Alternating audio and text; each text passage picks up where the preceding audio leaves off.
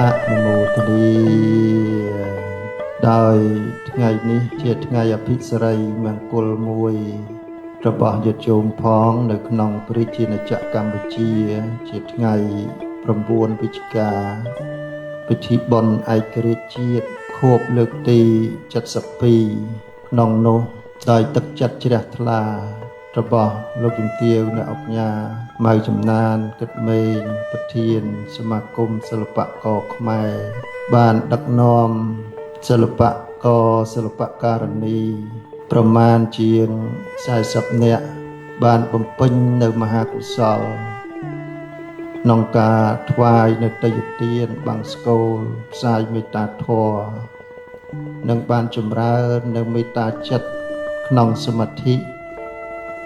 ជាធម៌ដ៏បរិសុទ្ធជាធម៌ដ៏ត្រជាក់ជាធម៌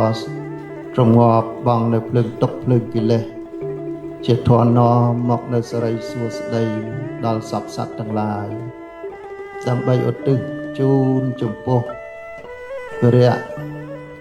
កងទ័ពដែលបានពលីជីវិតក្នុងសមរភូមិមុខក្នុងបព្វហេតុការពារអធិបតីភាពបូរណភាពទឹកដីជាតិខ្មែរ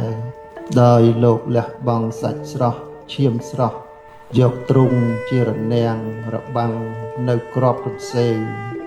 ពីបច្ចាមិត្តសត្រូវនៅក្នុងទីនេះក្នុងនាម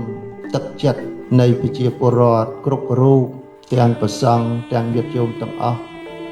មិនអាចបំភ្លេចនៅគុណូបការៈចំពោះថ្នាក់ដឹកនាំចំពោះវីរៈកងទ័ពទាំងអស់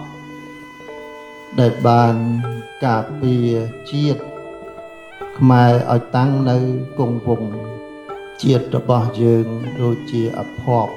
កំសត់ណាស់ញាតិញោមអតីតកាលពីឆ្នាំ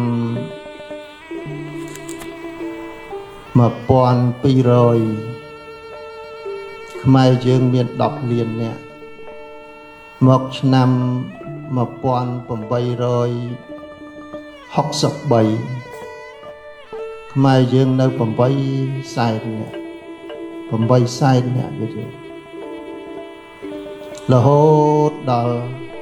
លះបង់កម្លាំងកាយចិត្តមួយសម័យកាលមួយសម័យកាលវីរៈបរោះខ្មែរយើងលះបង់សាច់ស្រស់ឈាមស្រស់ដើម្បីការពារបូរណភាពទឹកដី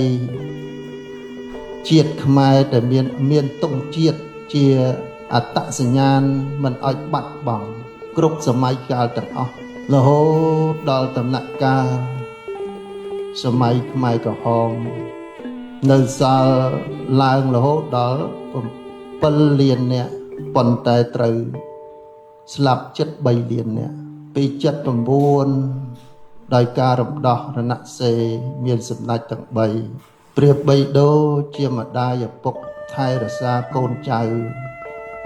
ទោះបីជាក្រលំបាកតោកយ៉ាក់